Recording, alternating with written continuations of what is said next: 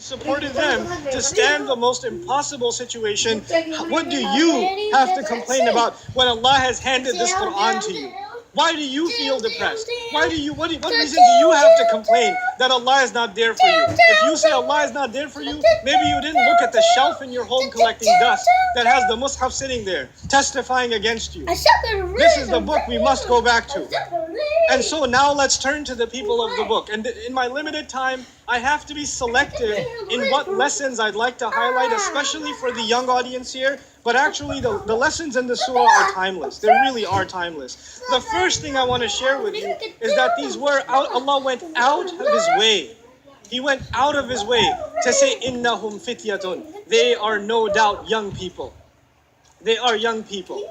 Amanu bi rabbihim, that believed in their master. Allah highlights their youth.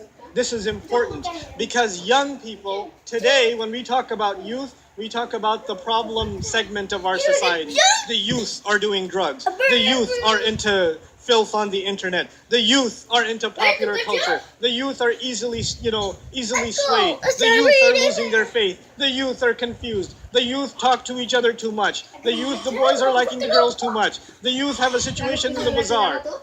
I don't like the youth session at the convention. It's too crazy. You hear the word youth, you almost make it synonymous with problem. Why you punishment? There's just youth and problem. What did you know? And it seems like they are the weakest link in our community.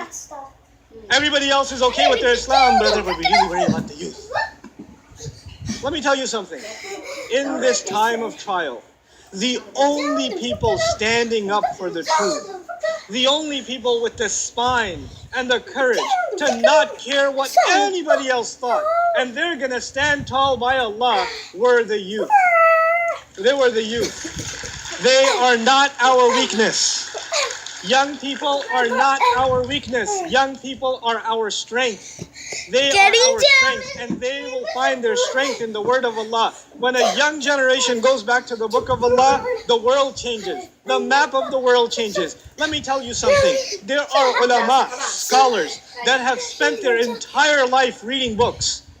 They have spent their lives worshipping Allah. They have spent their lives studying hadith, sharia, fiqh, usul, aqidah, tafsir. They have lived a life of learning and teaching, and their hairs have turned gray to white, and their skins are wrinkled, and they can barely stand straight.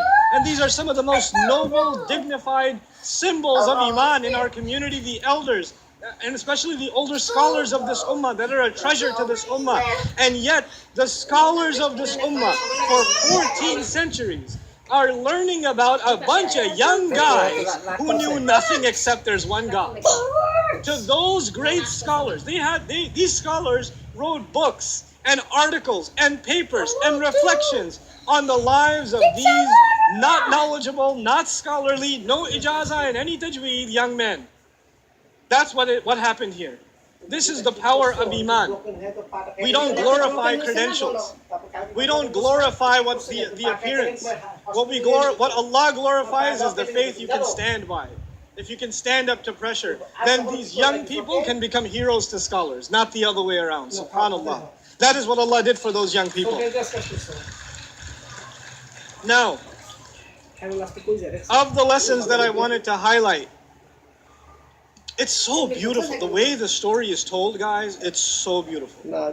And one of the areas of, concentration for myself is an exploration of Allah's speech in order. How does Allah tell the story? How does Allah narrate the events? And the way Allah did that for Surah Al-Kahf and Ashab Al-Kahf is absolutely remarkable. This is something that I'll give you now. This is again going to be an oral exercise. Those of you who suffered the afternoon session, you shall suffer again. Repeat after me. There are going to be 4 ayat of introduction. How many ayat? 4 introductory ayat. The first of them is awal fityatu ila al-kahf. This is what you have to remember. The first of them is the youth turned for refuge to the cave. They head to what? The cave.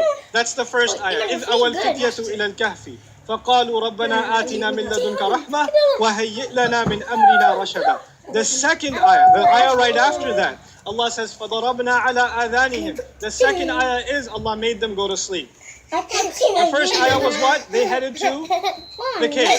The second was I they went to sleep. فضربنا على آذانهم.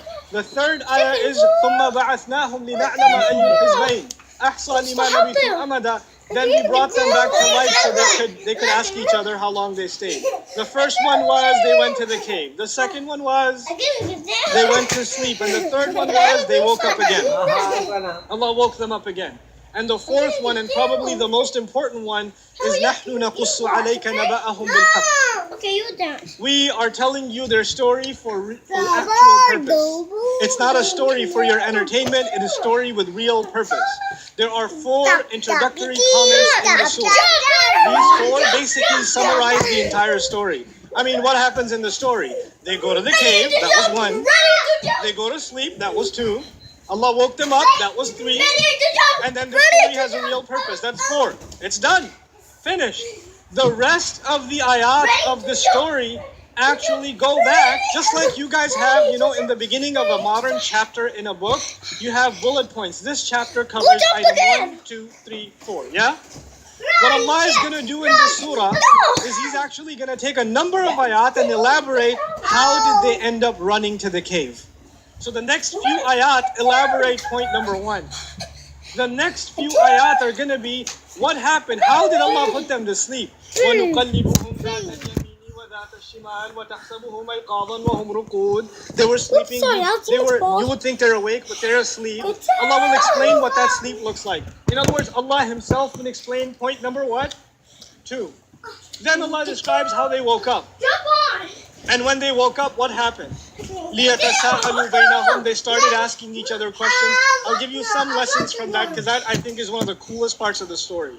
So they wake up. وَكَذَلِكَ بَعَثْنَاهُمْ لِيَتَسَاءَلُوا بَيْنَهُمْ. So they could start asking each other.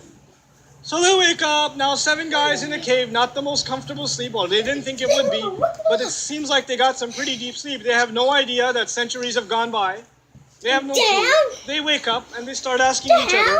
قَالَ قَائِلٌ مِّنْهُمْ كَمْ لَبِثْتُمْ. One that speaks more among them says, how long were you sleeping? How long did you stay? It's really cool that Allah did that because Allah is illustrating that one of them is more talkative than the others. You have a bunch of guys that hang out and everything's going peacefully, but this one guy, he doesn't like conversations to remain peaceful. He introduces a subject that he knows is going to stir up an argument, and then he's going to sit back and watch everybody eat each other alive. Right? So he's just going to throw it out that you bunch of guys are sitting there and, having some food or whatever, and he's going to throw in, yeah, the Warriors totally losing. And then he's going to just step back because he knows emotions shall run, and then everybody, and he's not part of this conversation. He just wanted to watch the circus. So one among them says, he doesn't say, how long were we sleeping? He says, how long were you guys sleeping? It's so good. كَمْ لَبِثْتُمْ.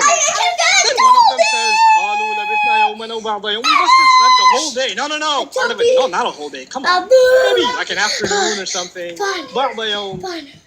And then this got so out of hand that one of them says, guys,